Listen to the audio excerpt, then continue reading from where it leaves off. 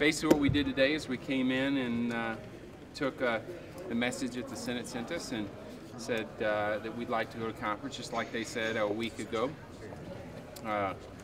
We also did a resolution on the Boeing aircraft, as well as Ryan Silver's HDR, which we think is a good common ground in the discussion with sunsets.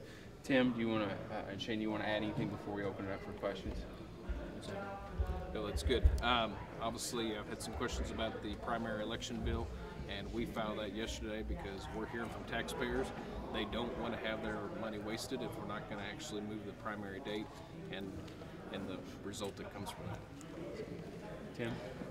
I just want to repeat what I said on the floor, and that I don't think you should give up on Missourians with the unemployment where it is now and the recession picture where it is now.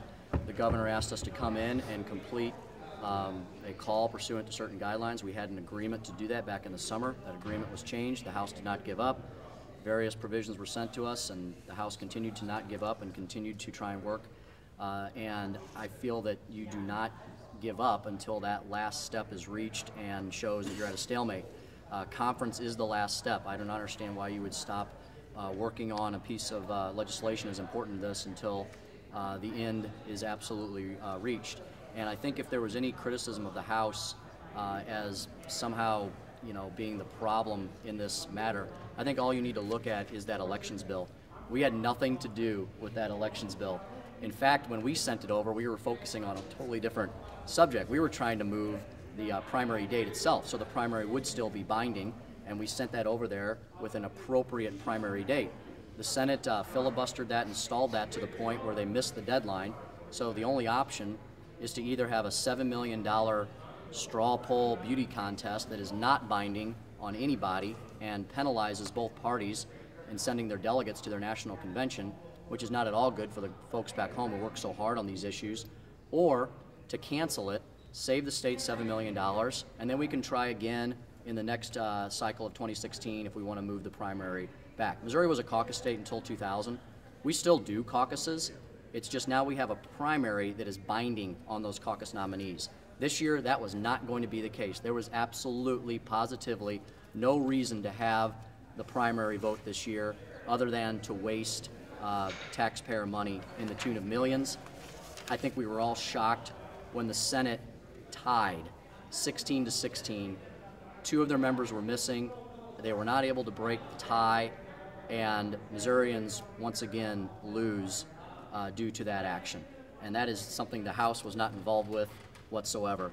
That's where your dysfunction is in the body, in addition to the fact that the governor was largely MIA throughout this process, and on the conference call that he had with joint House-Senate leadership, bipartisan leadership last Thursday, the governor was ready to throw in the towel and told us in sum and substance that he didn't see us making any progress and that we should just end the special session. And I want to add that when we were on the conference call that I certainly articulated that we wanted to come to the table, and I felt like that our Senate leadership at that time said that they would be willing to come back to the negotiation table. So I think when they made their decision on Monday, I think I was surprised that they were willing to walk away. And so hopefully they're going to make another decision, come back, and be willing to try to work out the negotiations. Yeah, and on the majority leader's point, I think all of you, or you will have a copy of a letter that the President of the Senate sent to the governor asking him to alter the call so they could change the primary or eliminate the primary date, which would result in saving the taxpayers millions.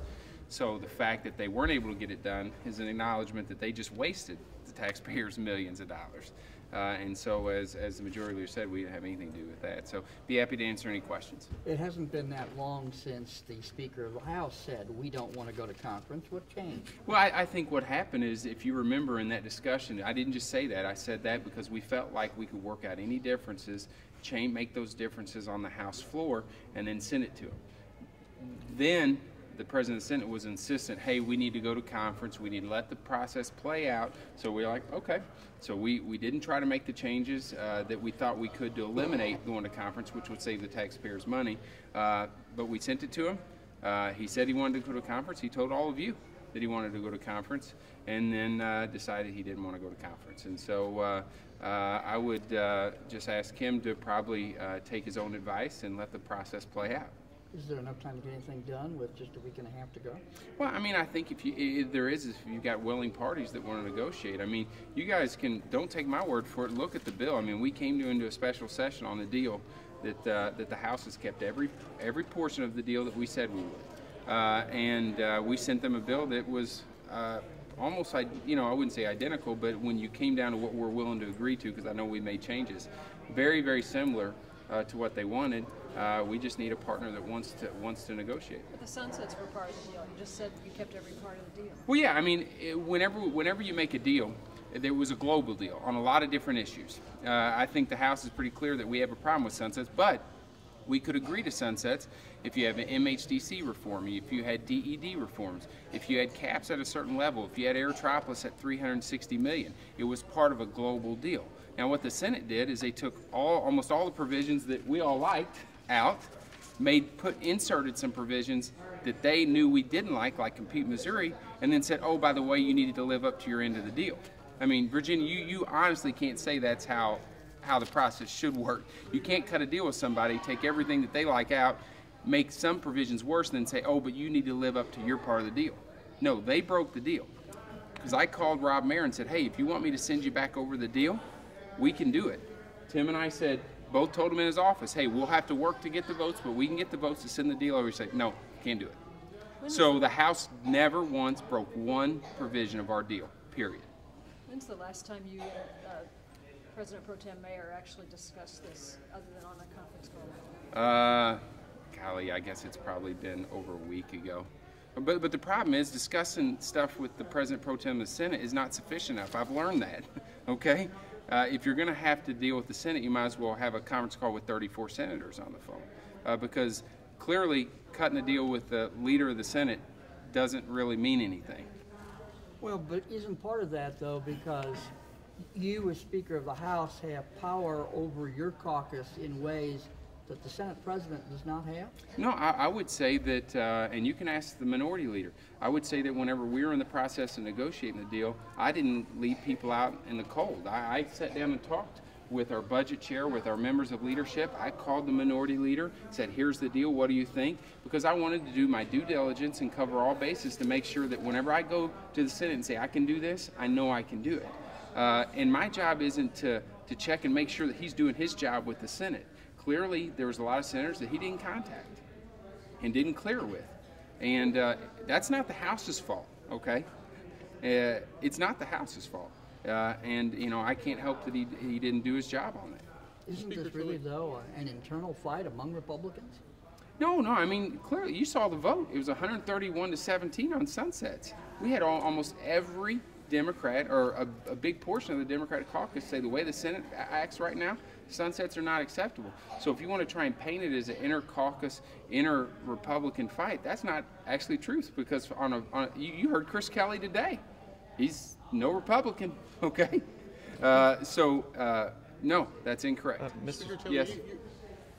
When the Senate sent it back without a request for a conference, they said that really there's too many headwinds that are against this bill, and one of the things they said was the lobbying pressure from the supporters of the low-income housing and the historic preservation, and your all support for wanting to protect their interests because they're big supporters of yours. What do you say when that the keeps same coming thing? up? Same thing I told you. It's absolutely ridiculous. I cut a deal that had a 7-year sunset that they hated. Okay, but if we could have got the whole deal done, I would have been acceptable to it. So you can't look at times when I fight with them and then don't mention it, and then times when I happen to agree with them, you want to have some link.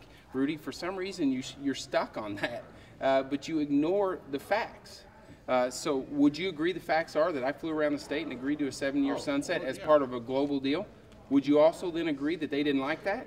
Yes or no? Probably they didn't like it. Okay, then I didn't do what they wanted. All right, now you also said at the beginning of this year that you were not going to take campaign contributions during the legislative session, yet since the special session started, you've taken $317,000. Since the special session has started? Since September 6th. I was up here while you all were debating, adding it up. Since September 6th, you've taken $317,000. Well, here's what I would say. You know when regular session is going to be. You know it's going to be from the 1st of January to middle of May, and it's easy for me to do that. But I am also running a campaign at the same time that we schedule events months in advance. And so I'm not going to go and change events that have been scheduled months in advance with not knowing how long special session is going to be. I'm just not going to do that. So what is the difference between for you taking a contribution, not taking a contribution during a regular session, and in order to avoid it? Well, I just explained it to you. I just explained to you that the fact is we know when regular session is. We have no idea when special session is. I have a campaign that has to set events months in advance, and we're not going to change those events just because we may or may not be in special session. I think it's a good rule for the speaker to do. I was one of the first speakers to do it, and I would encourage future speakers to do it as well. But I think you have to understand the logistics of whenever you schedule events, you do them months in advance. Well, How permanent is, I guess, the souring of relations between you and Senate leadership? Is this something? No, I wouldn't say it's me and Senate leadership. I mean, I have listen, I over the past 2-3 days, I've gotten calls by at least a dozen members of the Republican caucus Senate apologizing for the way the Senate's being run. And I would tell you that I get along really well, and personally I get along well with Rob.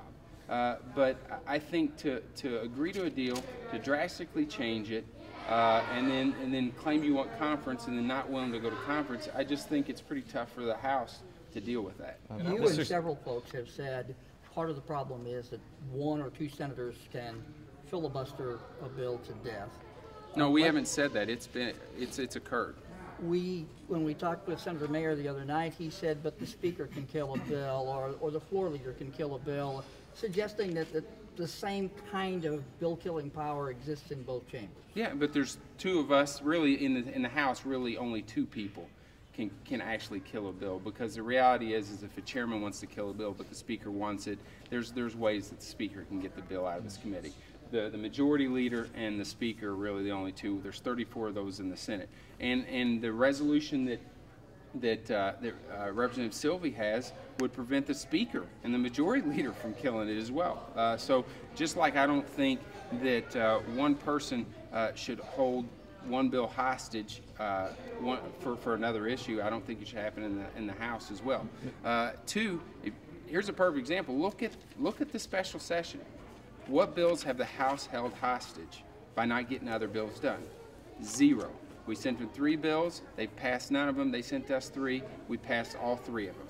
Okay, 2 of them we did truly agree and finally pass. The House isn't holding any bill hostage. And I really want to add that on this issue that you brought up, talking about the influence, if the senators are serious about low-income housing and historic tax credits, then why did they file a bill to eliminate them? What they've done is they centralized the power so that they control the power in the future. And what Representative Sylvie did is he took the power out of all legislatures' hand and made it a much more fair process. And that story's not being written, and it needs to be written. And I think a lot of senators don't believe that it's good public policy to have 1 or 2 people direct what happens when the will of the body would like to go a different direction. It's just a personal opinion. Do you think he's been the main reason why House and Senate haven't gotten along this year?